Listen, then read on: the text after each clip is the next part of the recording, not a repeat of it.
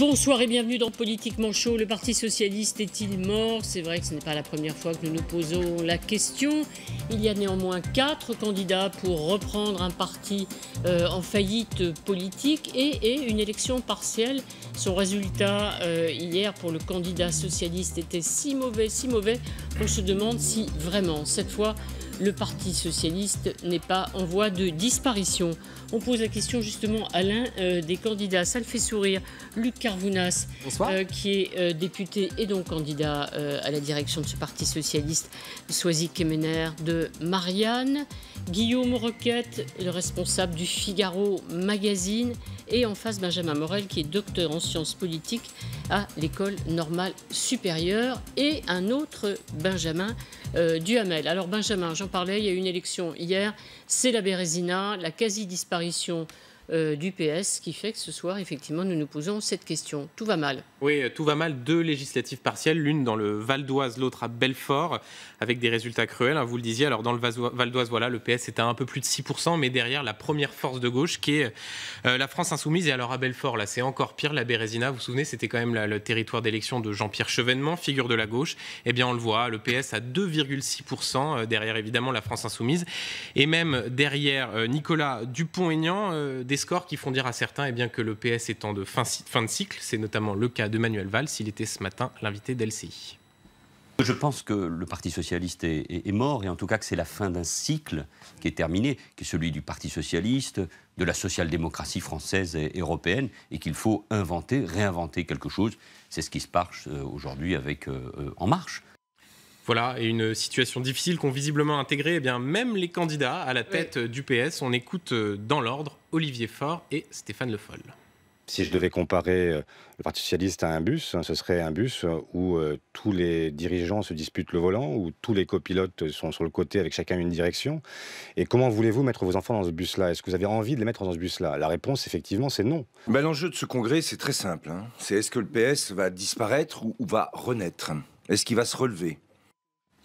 Alors, Luc Carvounas, vous dites quoi? Le Parti Socialiste n'est pas mort, sinon vous ne seriez pas candidat, je pense que... Oui, déjà, la Renaissance, elle s'incarne par le sourire, parce que si on veut convaincre, il faut aussi montrer qu'on est motivé et déterminé à relever le drapeau. Écoutez, non, mais c'est déterminant, là, c'est quand même... c'est stop ou encore pour le PS? Chabot, vous êtes une fine observatrice. Il y a quelques... Ça commence mal, ça.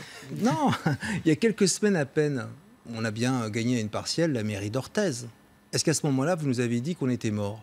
Aujourd'hui, on est en train de comparer des carottes avec des choux. Sur une partielle, dans une circonscription, le Val d'Oise, très cranté à droite, voilà.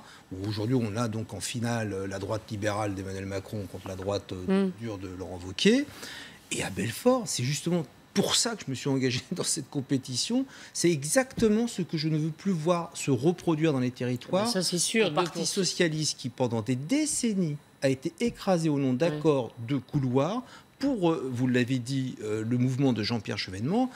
Et Belfort, je vous rappelle, c'est aussi... Non, mais c'est la fin. Mais non. C'est-à-dire qu'il y a une, une dramatisation. Est-ce que j'ai l'air d'un mort vivant? Non, mais vous n'êtes pas un croque-mort du PS, j'ai compris. Bon. Mais est-ce que vous ne pensez pas quand même qu'effectivement, là vous êtes au bord du gouffre? Parce que depuis 6 mois, effectivement, ça va de mal en pis au PS. Ce congrès doit être la première étape d'une reconstruction. Mais de l'état dans lequel nous sommes, venir sur ce plateau en venant de manière péremptoire, laisser entendre ou dire que nous allons d'un coup de baguette magique tourner la page du quinquennat qui nous a amené à un résultat électoral catastrophique. Moi, je prends tout ça avec beaucoup de modestie. Je fais le tour de France des fédérations. J'étais encore la semaine dernière à Lille, je serai à Lyon jeudi soir. Ce qui m'intéresse, c'est qu'on soit sur une ligne politique clair, parce que les militants, les femmes et les hommes qui sont encore... Non, mais c'est important, qui sont dans les territoires, eux, ils ont envie qu'on les emmène sur un cap. Oui, il est mort, le PS. Là, quand on regarde ce résultat du week-end, quand même, Soisy, on se dit... Quand on voit ce résultat, on se demande, en fait, s'il ne fallait pas reconstruire à côté du PS. Est-ce qu'il fallait vraiment partir de ce qui restait, des ruines du PS, et puis refaire la même chose, c'est-à-dire un congrès, encore un congrès? On a l'impression d'avoir entendu beaucoup cette musique depuis des années et des années. Est-ce que rien que dans le processus, il n'y a pas quelque chose finalement de vieux et démodé? Allez.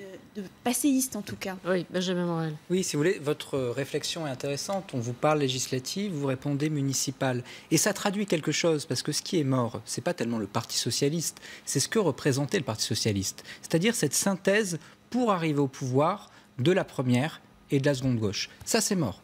La seconde gauche est en marche, la première est chez Mélenchon. Donc, il y a encore une synthèse qui aujourd'hui est incarnée par le Parti socialiste. Elle n'existe plus réellement car elle n'arrive pas à s'incarner au niveau national, mais elle continue à exister du point de vue local. Et ce qu'il vous guette actuellement, ce n'est pas tellement la disparition, et là-dessus je serais beaucoup plus nuancé, c'est plutôt la radicalisation, pas au sens de devenir radicaux, mais au sens de devenir radicaux, au sens du parti radical.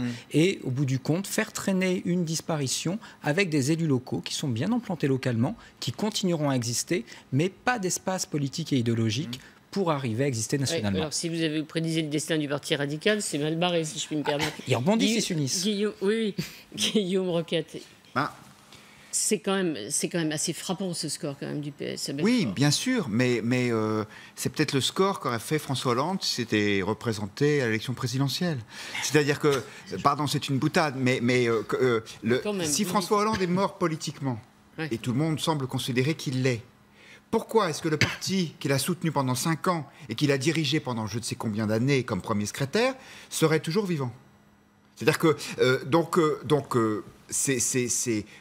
si le Parti socialiste fait ce droit d'inventaire, alors peut-être qu'il peut s'en sortir. Si on sait qui ils sont et où ils sont, peut-être qu'on peut le savoir. Mais le paradoxe, c'est que cette élection, qui devrait clarifier les choses, la complique encore plus. Parce que moi, je pensais que Luc Carvounas, il avait été proche de Manuel Valls, mais il est soutenu par des proches de Benoît Hamon. Donc, est-ce que ça veut dire que vous êtes parti très à gauche?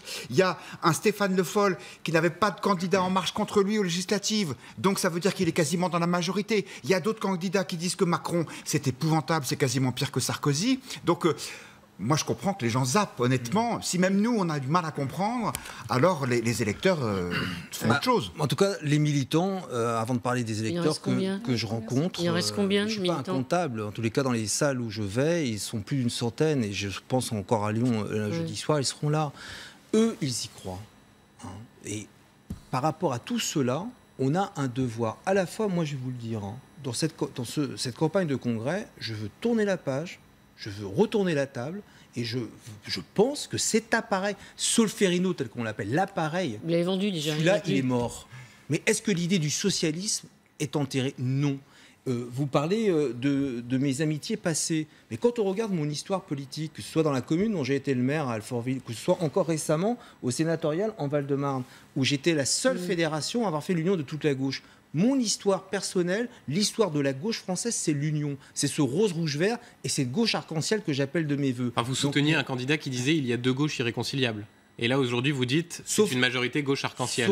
Pas exactement la même ligne. Sauf que, cher monsieur, comme vous ne m'avez pas entendu en juin 2016 à la tribune du Conseil national, j'étais le premier orateur où j'ai pris exactement le contre-pied sur les gauches irréconciliables. Vous voyez, le défaut que vous avez, les journalistes, c'est que vous pensez que parce qu'on est proche de quelqu'un, on pense comme lui. Pas de chance. Même sur la déchéance de nationalité, vous avez dit, alors je suis désolé, j'aurais pas dû, mais là, vous le souteniez aussi, alors qu'une bonne partie du PS et les gens étaient hyper mal à l'aise avec cette idée. Quand on se retrouve en décembre 2015 et que vous avez le Premier ministre du pays qui vous appelle en disant qu'il faut donner un coup de main au président de la République, on est 1 mois après le Bataclan. Vous faites quoi en termes de loyauté? Mais après, quand on est maire d'une commune comme moi, Alfortville, d'une ville populaire, où j'ai vu pendant 3 mois les débats et j'ai vu l'erreur qu'on a eue, moi je reconnais mes erreurs. Donc vous voyez, à un moment donné, il faut savoir s'expliquer. Oui, Choisy, quand même. Effectivement, on retombe on a l'impression que le PS, n'a rien compris. C'est-à-dire, on recommence, il y a des candidats, il va y avoir des motions, il va y avoir des votes, il va y avoir un congrès, et hop, et on recommence. D'abord, c'est les règles, hein. C'est la loi. On aurait voulu changer les règles, on ne pouvait pas. Hein. Donc, à un moment donné, il y a aussi, on procède d'un parti politique avec des règles et des lois. Hein. Donc, Alors, il y a quelque chose qu'on peut vous accorder par rapport aux autres candidats qui sont à l'Assemblée nationale, c'est que vous avez voté contre la confiance au gouvernement, hein, contrairement à vos autres collègues. Mais est-ce que ça suffit pour faire un positionnement politique? Parce qu'on sait, il y a un espace, sans doute, entre Emmanuel Macron et Jean-Luc Mélenchon. Manuel Valls, dont vous étiez proche autrefois, dit que ça ne peut pas être par les socialistes, ça peut être par une gauche républicaine, enfin la gauche Manuel Valls. Quelle peut être votre gauche à vous? C'est ça la question. Finalement, vous avez bien remarqué que si j'étais si proche, ce serait alors La République En Marche. et j'aurais pas battu une candidate de la République En Marche dans ma circonscription. C'était avant mai 2017. Et moi, dans mon cheminement, depuis mon droit d'inventaire que j'ai commencé personnellement en janvier 2016, il ne suffit pas de demander le devoir d'inventaire pour les autres. D'accord, mais alors par exemple, quels sont les pour vous, et il faut faire le droit d'inventaire aussi du quinquennat de François Hollande. D'abord, bien entendu. Non, le devoir d'inventaire, pas seulement de François Hollande, de la gauche au pouvoir. De la gauche au pouvoir en général. De son rapport au pouvoir en général. Ouais. Ensuite, le devoir d'inventaire doit le faire soi-même aussi. Oui. Alors revenons sur la gauche au pouvoir. Et sur les différences, parce qu'on peut s'interroger, j'en profite, qu'est-ce qui vous différencie ? Je suis le seul candidat, vous l'avez rappelé, à avoir voté contre le discours de politique générale, parce que je ne cherche pas à qualifier l'opposition que je suis par un adjectif, je suis l'opposition. Je suis le seul candidat à ne pas avoir voté la loi sur le terrorisme, parce que ça venait heurter les libertés publiques et qu'on n'allait pas refaire 2 fois la même erreur sur la déchéance ou sur le travail. Et en même temps, on parle tous des territoires. Je suis le seul candidat à avoir l'expérience d'avoir été maire. Et je suis le seul de votre campagne, expliquez-nous. Droit d'inventaire de la gauche au pouvoir, ça veut dire quelque chose quand même. Bien sûr. Oui. Cela veut dire que quand en 2011, avec nos amis écologistes, nous décidons de diriger, si nous gagnons, le pays ensemble et que nos partenaires descendent du bateau en 2014 pour des raisons qui leur appartiennent, quand nos amis communistes, où on travaille ensemble dans bon nombre de territoires, dès le début du quinquennat, souvenez-vous, disaient nous sommes dans la majorité présidentielle, pas dans la majorité gouvernementale. Oui, cette gauche s'est réduite comme peau de chagrin. Est-ce qu'il faut se résoudre, encore une fois, pour les années à venir, à recommencer ce match-là? Est-ce qu'on n'a pas le droit, dès les élections européennes, d'être un petit peu intelligent, voilà, et de faire une démarche collective? Mais est-ce que vous avez le droit, peut-être, pour commencer, de sortir de vos ambiguïtés? Parce que quand vous dites en 2011, on décide de diriger ensemble. Mais ça, c'est le Hollande de mon ennemi, c'est la finance. Et après, on va arriver le Hollande du CICE, qui baisse les charges sur les entreprises, comme la droite n'avait jamais osé le faire. Oh là là. Et il a eu bien raison. Vous faites ce procès-là? Mais je fais le procès de la cohérence. C'est-à-dire que moi, je pense que les électeurs, ils ne comprennent pas ce que c'est que le Parti Socialiste, parce qu'ils se disent, il y en a une partie qui doit être chez Macron, et une autre partie qui doit être chez les frondeurs. Et dans ces cas-là, ils vont au bout de la logique comme un et quittent le Parti Socialiste. Mais les étiquettes... Attendez. Ce qui est peut-être intéressant, c'est d'essayer de comprendre cette ambiguïté, voire cette contradiction fondamentale du socialisme français, qui est quasiment vieille comme lui, c'est pas à vous que j'apprendrai ça, avec d'un côté les gens qui ont encore la photo de Marx au-dessus de leur lit, et de l'autre côté ceux qui disent c'est la deuxième gauche réformatrice qui doit l'emporter, et qui globalement se trouve que Macron c'est pas si mal. Donc tant que vous... Je veux dire, à force de faire le grand écart, on risque le claquage musculaire. J'ai l'impression que c'est ce qui vous est arrivé. On revient à chaque fois sur la gauche au pouvoir. C'est-à-dire que là, on se dit, la deuxième fois, la gauche au pouvoir, ça ne marche pas. Quand les socialistes sont au pouvoir, ils se vautrent. Si vous voulez, oui. Oui et non. C'est-à-dire que l'idée que vous exposez bien, c'est qu'en fait, il y a plusieurs gauches au sein même du Parti socialiste qui sont en fait irréconciliables, comme le disait Manuel Valls. Ça, vous partagez le sentiment, elles sont irréconciliables? Disons qu'elles pensent des choses extrêmement différentes. Jusqu'à présent, elles arrivaient à gouverner ensemble parce qu'elles ne pouvaient pas gouverner chacune toute seule. Le point d'équilibre, ce qui permettait de tenir ensemble, et c'est un discours que vous avez du mal à lâcher quand on vous écoute, c'était le Parti socialiste. Le Parti socialiste, c'est ce qui permettait de mettre ensemble des gens extrêmement différents qui pensaient tout et l'inverse, en disant, eh bien écoutez, maintenant, on tait nos divisions et on arrive au pouvoir. Cette période-là, et là j'en suis assez désolé pour vous, elle est morte. C'est-à-dire qu'une partie de cette gauche a viré sa coutille chez Macron et l'autre s'incarne beaucoup mieux dans Jean-Luc Mélenchon. Si le PS veut continuer à exister, il faut qu'il fasse un choix. Soit se rattacher à cette deuxième gauche, soit éventuellement incarner, car Jean-Luc Mélenchon a également des problèmes, cette première gauche, mais il faut qu'il fasse un choix. Sinon, il est condamné, comme je le disais, à gérer des élections locales. Qu'est-ce qui faisait tenir juste ça ensemble? À mon avis, moi je serais peut-être encore plus sévère que vous, c'était les places. Oui. C'est-à-dire, c'était les mandats, c'était les majorités. Mais oui, mais on a le droit d'être un peu libre et exactement. Et c'est ce qui peut continuer à faire tenir les choses localement. Comme aujourd'hui, il n'y a plus rien parce que vous avez presque tout perdu. Il n'y a même plus, on va dire, l'intérêt bien compris qui fait qu'un responsable politique a envie d'être élu, c'est humain, je n'en fais pas le grief. Donc déjà, vous étiez d'accord sur pas grand-chose. Et en plus, vous avez plus de mandats parce que vous les avez perdus. Donc je comprends que ça se passe pas bien. Ne restez pas sur le cube des choses. Quand vous revisitez l'histoire du socialisme, excusez-moi, les grands débats entre les guédistes, les blanquistes, les réformateurs, ou plus récemment entre Mitterrand et Rocard, ne me dites pas un instant que c'était pas des débats qui étaient âpres. Sauf que il y avait des idées. Il y avait des idées, il y avait surtout une volonté de fraternité un petit peu, à un moment donné, de se remettre autour d'une table. Moi, j'ai assisté à quoi? à une génération qui a pris le pouvoir grâce à des militants comme moi et qui n'a pas su travailler ensemble. Il y avait l'idée, on va arriver au pouvoir. Maintenant que ce pouvoir s'éloigne, comment tenir ensemble alors que l'objectif d'atteindre le pouvoir s'éloigne ? Sur l'histoire, sur nos valeurs et sur des propositions. Voilà, sur des propositions concrètes sur le pouvoir d'achat, de revenir. C'est ce que j'appelle la gauche arc-en-ciel. C'est aussi une gauche qui s'ouvre à la société civile. Il faut se recranter dans les territoires. Mais dans ce cas-là, il faut accepter que le PS n'est plus le centre de gravité. Mais c'est ce que le centre de gravité de la gauche aujourd'hui, c'est plutôt Jean-Luc Mélenchon. Du parti. Entre l'extrême gauche et vous, il y a Mélenchon. Tout à fait, Benjamin Morel. Moi, je le dis. Je dis à tous que même si on peut aspirer demain, dans cette nouvelle maison commune, à être le plus central possible, c'est fini l'hégémonie. Donc oui, il faudra parler avec tout le monde. Oui, donc il y a tout ça à reconstruire. Ça va prendre du temps. Alors, c'est pas la première fois quand même que le PS est au tapis. On pense effectivement en 93. Et puis on pensait... dans l'histoire, la fin de la SFIO, est-ce que là, c'est beaucoup plus grave ? C'est-à-dire, à chaque fois, le PS s'en est sorti très vite après l'immense défaite de 93. Finalement, on revient au pouvoir en 97. Après, il y a eu le génie de François Mitterrand pour créer effectivement le Parti socialiste. Et là, rien. Et là, ça fonctionnait par le mouvement de balancier que dénonçait depuis longtemps le Front National, ça venait du Front National, et puis d'un coup Emmanuel Macron s'est mis à dire la même chose, à parler du balancier, tic-tac, un coup à droite, un coup à gauche. Et là on voit bien que le balancier est totalement cassé. Donc c'est toute la difficulté, c'est-à-dire que quand on est dans l'opposition, on se disait toujours, à un moment ça va revenir, hein. C'est la fameuse affaire des trous de génération, c'est-à-dire que quand on avait 40 ans, on se disait c'est pas grave, ce sera pas 40, ce sera 50, mais ça finissait toujours par revenir. Parce que là, il n'y a plus cette perspective. Et puis il y a autre chose dans les résultats des partiels. Alors, évidemment, il faut tenir compte de l'abstention qui est très très forte, mais quand on voit le total des voix de gauche, 24,6% dans le Val d'Oise, donc ça c'était dimanche, 18,6% à Belfort. Là, où est la gauche, où est le potentiel de progression ? Où sont nos concitoyens surtout ? Parce que dans ces résultats-là, moi je pense qu'on a Emmanuel Macron qui est en train d'anesthésier la vie politique française.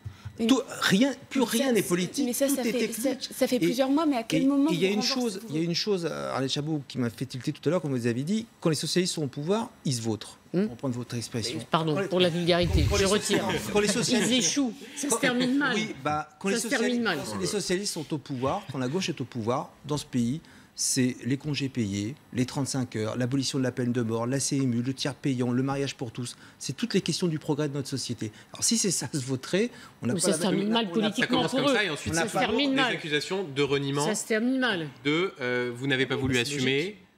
En fait, je vous ai tous contre moi ce soir. Non, nous, c'est pas grave. Je vous explique, mais il faut m'écouter. C'est surtout les socialistes. Donc, je disais, il y a un espoir de retour. Là, c'est quand même compliqué parce que si on revient, généralement, on regarde ceux qui sont partis. Ce que disait Soisic, effectivement, du côté de chez Macron.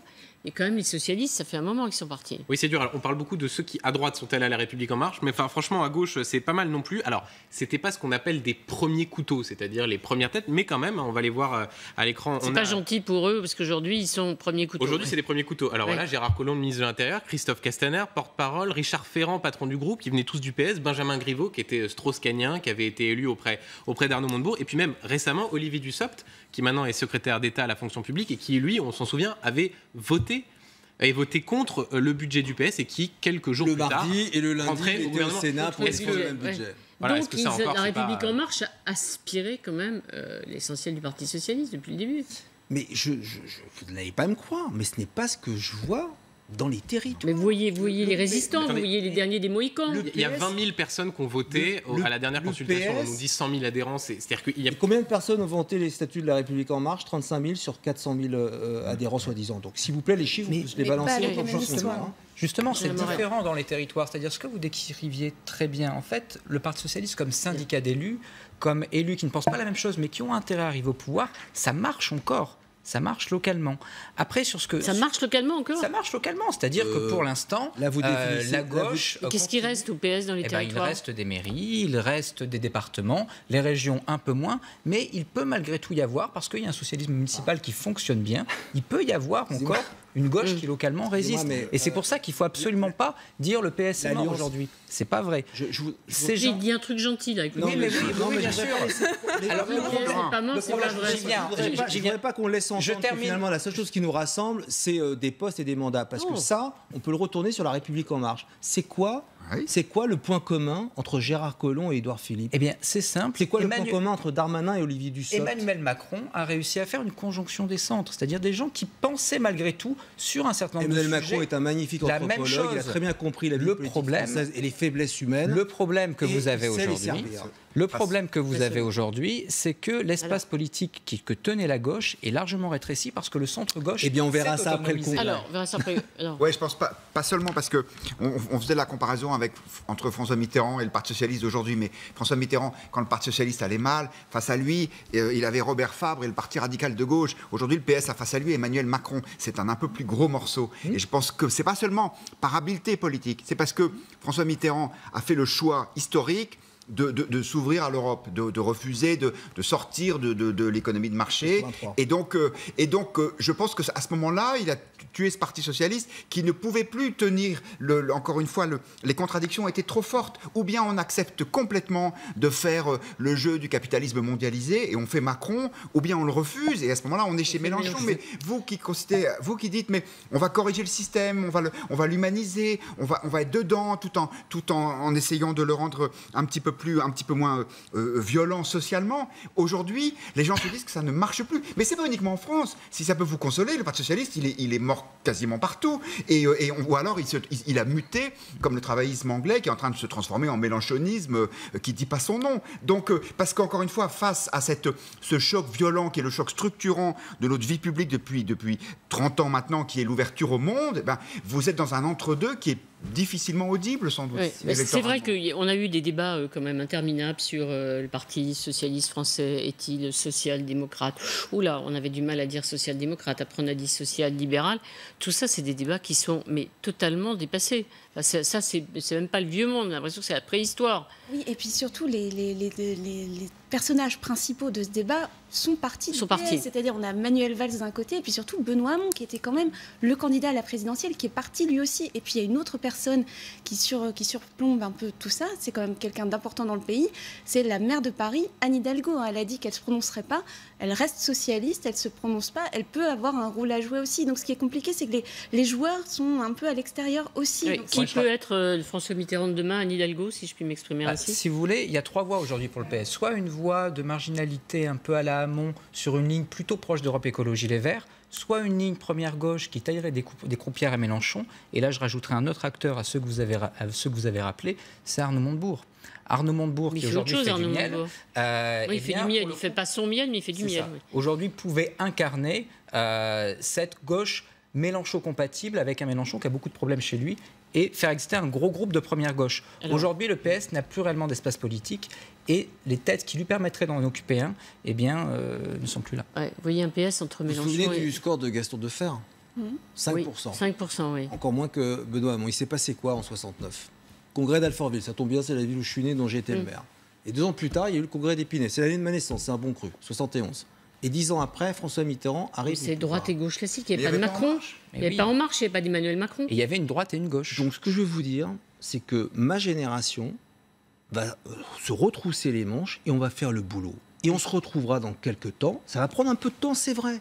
Et moi, ce que je dois faire, c'est de vous démontrer que vous, les observateurs politiques, vous vous trompez. Mais pour ça, je dois être un acteur avec d'autres. Et ce que je peux vous dire, c'est que les 3 camarades là, qui sont en compétition avec moi, je suis sûr d'une chose de nous 4, c'est qu'après, quel que soit le résultat, on travaillera tous ensemble. On ne fera pas autre chose que de rester dans la maison socialiste. Et ça donne aussi de l'entrain par rapport aux militants qui ont envie que ce soit un congrès qui se passe de belle manière. Alors, les Français regardent, en tout cas, ont regardé les 2 vieux partis ce week-end, les Républicains d'un côté, vous de l'autre. Il y en a un qui était, la réunion était à huis clos, l'autre on pouvait tout voir et tout entendre. Oui, du côté des Républicains. Et ambiance pas terrible. Samedi, Conseil national des Républicains à la Mutualité. Alors on plante un peu le décor. Valérie Pécresse qui arrive en plein milieu d'un discours de Jean Leonetti avec, je crois, 1 heure de retard. Et la réaction de la salle est pas très sympathique. On écoute.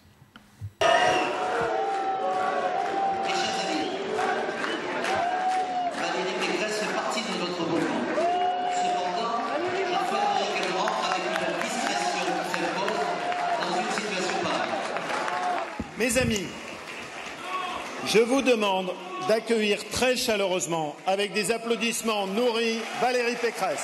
Merci à vous.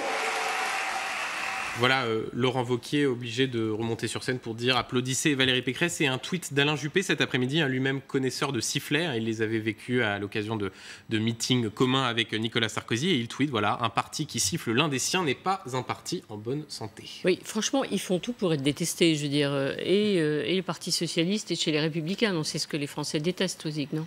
C'est un grand classique, hein, à droite, d'arriver... Ouais. Enfin, même mais ces images, je veux dire, quand on est en marche, on fait champagne samedi soir, non? Oui, et Emmanuel Macron qui dit ne sifflez jamais. Mais c'est un grand classique d'arriver en cours de route. Alors là, ce qui est intéressant, c'est que Valérie Pécresse a décidé d'être l'opposante de l'intérieur, tandis que Xavier Bertrand, lui, est opposant nettement de l'extérieur. Donc c'est ce petit jeu-là qui va être intéressant. Mais quelle image de compétition au sein des partis politiques, non? Vous êtes un peu consterné aussi C'est sûr que tout ça n'est pas très attirant. C'est tout ce que les Français ne veulent plus voir, quoi, ni entendre, quoi. Oui, sûrement. La question, c'est de savoir, est-ce que c'est les derniers soubresauts d'une séquence qui se termine, ou bien le début d'un film où la droite va s'entre-déchirer comme elle a su le faire pendant 15 ans quasiment. Donc ce qui est vrai quand même, moi ces militants, ils ont tort. Mais en même temps, cette petite musique de Valérie Pécresse disant « Oui, mais il y a des choses qui ne sont pas bien, ça ne va pas », elle ne s'est pas présentée à l'élection. Alors, si elle trouvait que son programme était si formidable que ça, qu'elle avait la solution pour sauver les Républicains, peut-être qu'elle aurait pu aller devant les militants, devant les électeurs. Donc là, je pense qu'il y a une espèce de rapport de force qui s'instaure au profit de Laurent Wauquiez, qui a plutôt bien réussi sa séquence de la semaine dernière, en tout cas aux yeux des militants sur France 2, et les militants qui en ont un peu assez d'entendre les perdants qui semblent être un peu mauvais perdants, entre le Juppé qui paie plus sa cotisation, Maël de Calan qui dit qu'on est chez les staliniens, tout ça n'est pas très fair-play non plus. Est-ce que ça annonce la fin des partis comme ça, monsieur le professeur? Docteur. Si vous voulez, le problème... Parce que franchement, c'est quand même c'est le vieux monde, quoi. Vu l'État, c'est plutôt un docteur dont on a besoin. Ça fait un congrès, on annonce un congrès, tout ça. Franchement, c'est pour ça que je dis, En Marche, ils doivent se réjouir, quoi. Ah, oui et non. C'est le vieux monde dont veulent plus les Français. Pour le moment, les Républicains ont à peu près le même problème que le Parti Socialiste. Ils ont plus d'électeurs, mais c'est la seule grande différence. Vous avez un appareil qui a été construit et qui est peuplé par des élus plutôt centristes, plutôt proches de Valérie Pécresse. Mais les électeurs, aujourd'hui, ne sont plus là. La place du centre, elle est occupée. Donc, pour Laurent Wauquiez, il faut faire une synthèse beaucoup plus à droite. C'est d'accord, mais c'est l'analyse. Mais moi, je vous parle du fonctionnement des partis. Quand on voit ça, c'est des images catastrophiques. Exactement. Offertes aux électeurs, quels qu'ils soient d'ailleurs. C'est des images catastrophiques, mais c'est des images, je veux dire, assez naturelles qu'on aura assez rapidement oubliées. Et sincèrement, le fonctionnement de la République en marche aujourd'hui n'est guère plus démocratique que celui des Républicains. Donc ça donne une respiration démocratique. Mais on voit rien. Ça reste exactement. Ça reste un parti de militants et d'élus avec des tensions.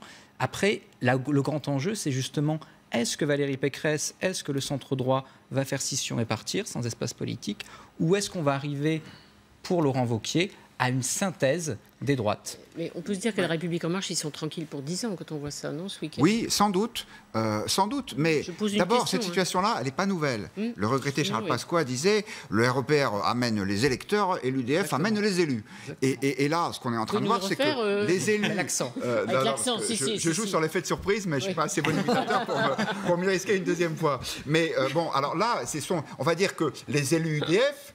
ils passent un mauvais quart d'heure. Pourquoi? Parce que les vrais UDF, ils sont à l'Élysée, à Matignon, à Bercy, et donc forcément, ils ont plus leur place dans le parti. Alors, est-ce que c'est une bonne chose ou pas? Aujourd'hui, c'est une mauvaise chose, parce qu'effectivement, l'espace, il est extrêmement étroit. Mais on va dire qu'au moins, il y a une forme de cohérence.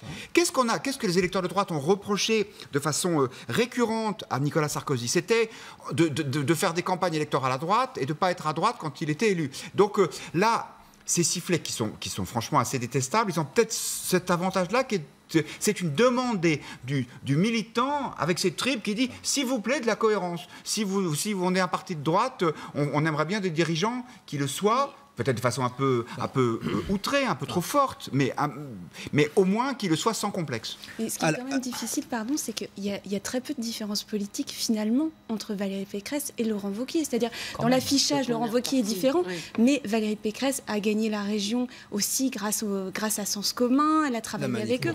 C'est encore pire alors. Non, mais disons que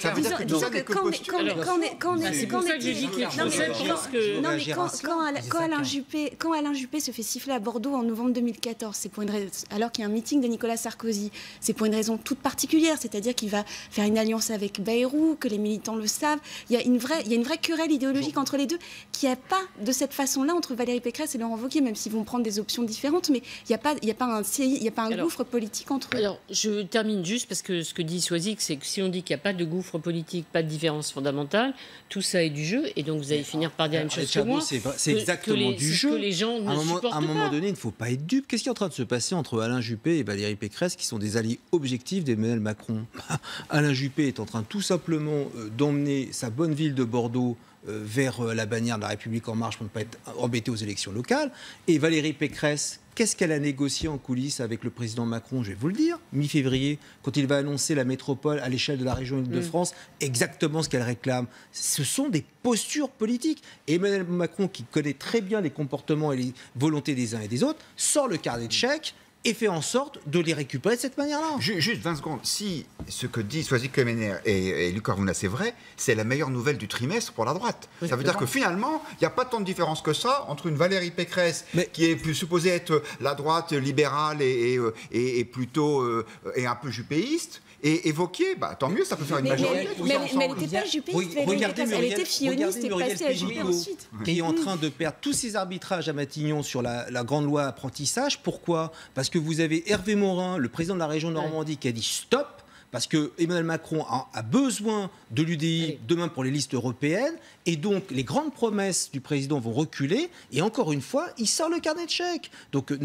il faut un moment pour celles et ceux qui nous écoutent, Emmanuel Macron, il fait de la vieille politique aérie. Voilà. Alors, mot de la fin, vieille politique aérie, on parle un mot, 20 secondes, parce que je voudrais qu'on parle de Gérald Darmanin. Oui, si vous voulez, il y a une différence. Alors, juste, je suis assez d'accord avec ce que vous dites, il y a une différence d'incarnation. Et le fait d'incarner quelque chose, la droite du parti ou la gauche du parti, vous permet ensuite de monnayer un passage. Il y a une différence d'incarnation qui existe pour les militants et qui traduit un positionnement politique. Après, en effet, pour certains qui veulent incarner le sens, ils ont du courage, les militants, de rester militants à droite ou à gauche. Alors, Gérald Darmanin, en difficulté le ministre par une accusation, il y a effectivement pour lui un choix possible, rester, partir. Oui, tenir ou ne pas tenir, en difficulté après la réouverture d'une enquête préliminaire. Sur une accusation de viol, alors des faits qui remontent à 2009 et que Gérald Darmanin nie vigoureusement. Le Premier ministre Édouard Philippe, lui, a renouvelé sa confiance, mais alors chez les Républicains, la porte-parole Laurence Saillet, à la mi-journée, a demandé la démission du ministre. Alors pas exactement sur la même ligne. Christian Jacob, il y a quelques instants sur LCI, demande que la justice aille vite. On les écoute tous les deux. Nous respectons la présomption d'innocence, mais compte tenu des graves accusations qui sont portées et pour la sérénité de l'action publique, nous pensons qu'il n'a pas d'autre choix que de démissionner. Je pense qu'il y a le temps médiatique et le temps judiciaire. En revanche, la justice doit aller vite. Voilà, la justice doit aller vite. Soutien du côté du gouvernement. Le Premier ministre, hier, a dit qu'il soutenait évidemment Gérald Darmanin. Il peut tenir ou pas tenir, quoi qu'on pense des accusations portées contre lui. Soisic Kemener. C'est un problème politique. Alors, on n'est pas au moment du budget, mais il y a la loi le texte sur le droit à l'erreur qui doit être voté demain. Il sera sans doute au banc du gouvernement avant aux questions d'actualité, donc on sait que ça va être quelque chose de récurrent. Donc tout va dépendre. Est-ce que le gouvernement l'exécutif reste tout le temps derrière lui? Alors pour l'instant, il y a eu des signes très nets de la part d'Édouard Philippe. On va voir si à un moment ou à un autre, d'autres s'expriment dans ce sens. Alors il y a déjà eu Nicole Belloubet, Marlène Schiappa, enfin... Quelques ministres se sont exprimés, mais il y a aussi une petite musique de fond qu'on entend au sein du gouvernement. Des questions se posent. C'est une affaire très délicate, très compliquée. Donc pour l'instant, tout ça est un peu en suspens. Alors, c'est compliqué. Luc Arvounas.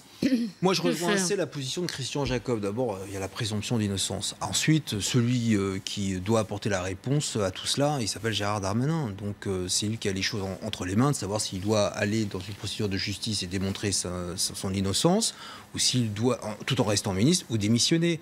Moi, vous savez, dans ce temps médiatique où on jette à la vindicte populaire les élus, où on est dans cet anti-parlementarisme, d'ailleurs assez alimenté par la République En Marche depuis le début de ce quinquennat, on est sur un sujet grave. qui a démontré depuis des mois que toutes ces femmes ont du courage de franchir désormais le Rubicon. Ça, il faut savoir tirer notre chapeau, être attentif et vigilant, que ça puisse continuer à se faire. Après, on est dans un cas particulier où la justice est saisie. Moi, je suis un parlementaire, je demande que la justice, là aussi, aille vite, mais qu'on le fasse dans un temps qui soit un temps normé, car Gérald Darmanin, tout ministre qu'il est, c'est aussi un homme qui a des droits et des devoirs. Oui, c'est quand même compliqué parce qu'on voit bien que la jurisprudence se bouge. Il y avait d'abord mis en examen, on s'en va, maintenant... C'est pas cohérent puisqu'effectivement, et François Bayrou et Richard Ferrand avaient quitté le gouvernement parce qu'il y avait des enquêtes préliminaires avant même d'être mis en examen. Donc ce qui est sûr, c'est qu'il n'y a pas de logique, à moins que l'intime conviction du président de la République et du Premier ministre soit que les accusations contre Gérald Darmanin sont dénuées de fondement. Ce qui montre bien que toutes ces opérations balance ton port, etc., c'est quand même de la dynamite. Il y a sûrement eu des choses vraies qui ont été révélées. Il y a peut-être aussi eu des femmes qui se sont vengées avec ça. Et on voit que quand la justice est rendue sur Twitter, eh ben, on en paye le prix assez vite. Moi, je pense que compte tenu des zones d'ombre de cette affaire, c'est assez ancien, il peut tenir si ça en reste là. C'est-à-dire que s'il y a rien d'autre, s'il n'y a pas d'autre... Parce que, vous vous souvenez, il avait fait des déclarations il y a quelques semaines en disant « Oui, j'étais un peu lourd dans le passé, on me l'a beaucoup dit. » Il était très jeune, 26 ans. Voilà. Comme s'il préparait un peu le terrain pour désamorcer les annonces éventuelles. Donc, oui, si ça s'arrête là, je pense qu'il peut tenir, mais le côté Emmanuel Macron, c'est celui qui lave plus blanc, et l'ancien monde, c'est fini, et la morale est de retour avec nous, elle en prend un coup dans l'aile quand même, parce qu'il n'y a plus d'exemplarité. Je crois que là-dessus, on a un tournant, en effet. Si jamais Emmanuel Macron veut continuer dans cette idée d'exemplarité, il se passe de Gérald Darmanin. Mais dans ce cas-là, on rentre dans quelque chose de très grave et de totalement incontrôlable. Dès lors qu'une plainte est déposée et qu'un ministre est mis en cause, est-ce que ce ministre doit quitter le gouvernement ? Combien de plaintes à ce moment-là vont être déposées ? Qui va être compétent pour trier les plaintes qui seraient légitimes ou illégitimes, si ce n'est la justice au bout d'un procès ? Au bout du compte, l'homme politique, parce qu'il est médiatique, est extrêmement vulnérable. Ne pas protéger l'homme politique, notamment en attendant une condamnation de la justice, c'est rendre en fait les choses totalement incontrôlables et le gouvernement, in fine, extrêmement fragile. Il y a quelque chose qui a déjà changé, c'est-à-dire que c'était un des jeunes espoirs du gouvernement. Gérald Darmanin, il se souvient, il avait fait des très bons débuts à l'Assemblée. Les députés de la République En Marche s'étaient reconnus en lui, ce qui n'était pas évident vu son parcours. C'est quand même l'ancien coordinateur de la campagne de Nicolas Sarkozy pour la primaire qui a eu lieu en 2016. Donc il avait réussi à entrer dans le monde de Macron de plein pied. Donc c'est sûr que cette affaire fait qu'on peut difficilement imaginer, alors on ne sait pas ce qui va être de la suite, mais que son ascension continue en tout cas.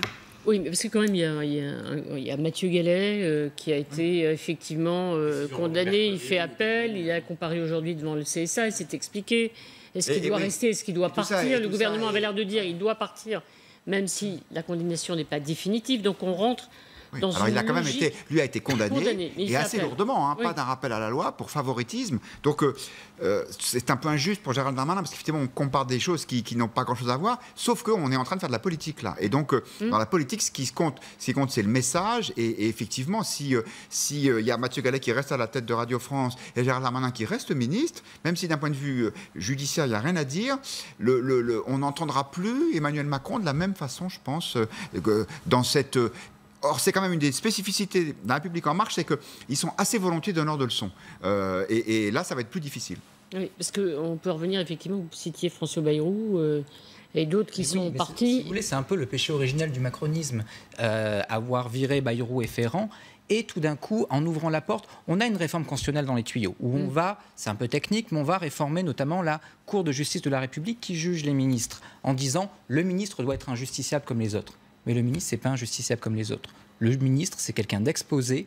Et dès lors que vous enlevez le ministre parce qu'il est exposé, eh bien tout d'un coup, vous ne donnez pas la protection satisfaisante à un politique pour mener la tâche qui est la sienne. Il y a l'immunité parlementaire, il y a l'immunité présidentielle. le ministre n'est pas un sous-homme politique. Oui, les hommes politiques sont plus fragiles, effectivement. Alors, avant, ils étaient trop protégés. Maintenant, oui, les hommes et les femmes politiques doivent être les femmes et les hommes aussi fragiles. En même temps. Non, mais on voit bien aujourd'hui que faire de la politique avec Internet, les chaînes info, je pense que ma génération fait de la politique différemment, dans des conditions bien différentes de la génération qu'on évoquait de François Mitterrand, où ils avaient plus de temps aussi à la réflexion et à travailler, parce qu'ils avaient moins de pression sur eux au quotidien. Aujourd'hui, on est dans cette machine infernale du temps politique, temps médiatique. Voilà, il faut assumer, mais il ne faut pas toujours se laisser emporter par les pressions extérieures.